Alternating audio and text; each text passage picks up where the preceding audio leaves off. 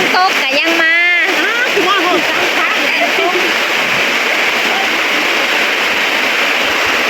น้ำท่วมฝนตกแห้งบ่เศร้าเป็นจักเถื่อ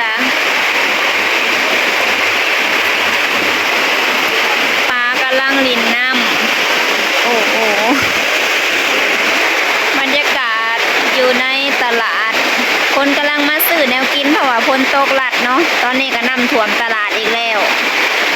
ท่วมเป็นที่เรียบร้อย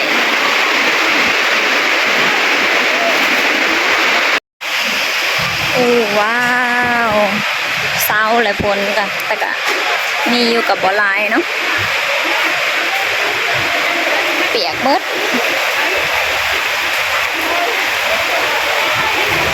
สึกกินอันตัวนี้นี่จ้าของกินนั่งกินลิ้นฝนตกน้องบ่ฮู้ว่าสิกินหยังน้องเอ้ยเปียกเบิดผู้ใดก็เก็บห่านเมื่อแหละเก็บไว้เก็บว่าปุบปับปุบปับแล้วเรียบร้อยอันนี้ก็นำรถออกมาแต่นี่มันสะท้อนทรงขาสะท้อนแสงเนาะวันนี้ก็สิมารีวิวข้าวจี่เด้อพี่น้องเด้ออันนี้ใส่นมแล้วเรียบร้อยตัวนี้น่ะบ่ได้ใส่เนาะอันว่าสิซื้อมาให้เท่าน้อยๆนั่นแหละฝนตกคือสิบ่ได้เมื่อดอกอันนี้คือข้าวจี่เวียดเนาะเวียดเป็นคนขายเนาะพี่น้องเนาะข้าวจี่คนลาวกะคนลาวกับบ่ค่อยได้ซื้อกินส่วนไรสิเป็นข้าวจี่เวียดมันสิเป็นแบบนี้รสชาติมันสิหอมๆหวานๆเนาะหอมเนยพี่น้องเขาเจ้าเฮ็ดเก่งเนาะเฮ็ดแบบนั้นแบบนี้ได้เอิ้นว่าข้าวจี่หวาน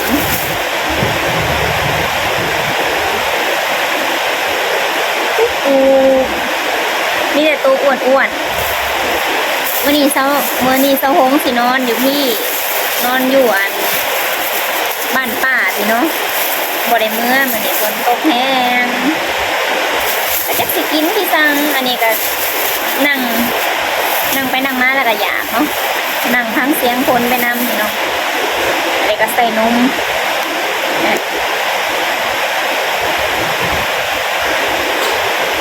ใส่นมข้นหวานเนาะสำหรับแบบผู้ใดที่มักกินผู้ใดบ่มักกินกะเป็นยังเนาะแต่ว่าสะโพกนี่มักกินหวานๆเนาะใส่นมพี่น้องนมข้น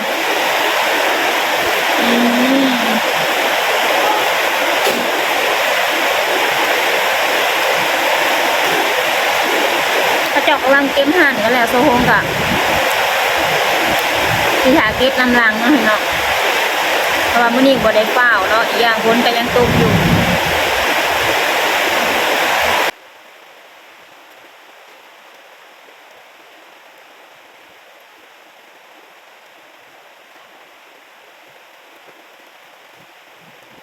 ไม่มา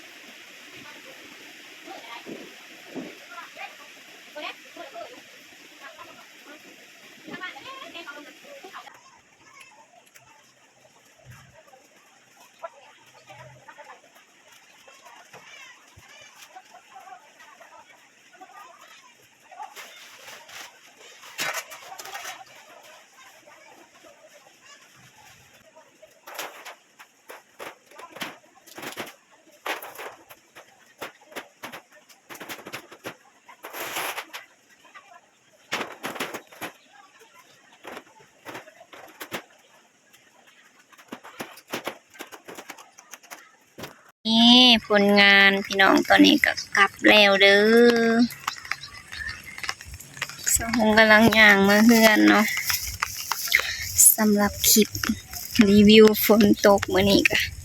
บ่ได้เมื่อบ้านจ้อยเท่าน้อยๆนะเพิ่นสิถากินอันสิถากินอีหยังก็ข้าวจี่หวานแล้วเมื่อคืนนี่ก็ซื้อเมื่อนะเพิ่นกินผู้เดียวเบิด3ก้อนก็โพดว่ากินมื้อนี้ว่าสิซื้อมาให้อีกพัดว่าบ่ได้เมื่อซ้ำนี่ทางก็คันฝนตกแห้งเท่าใดก็เปื้อนหมดเอาเป็นว่าคลิปนี้ก็ขอจบไว้เพียงส่ำนี้เด้อพี่น้องเด้อพอกันใหม่คลิปหน้าสะหงยันพลัดเต็มก้นขี้ถังลงนี้เนาะย่างก็ลำบากเลย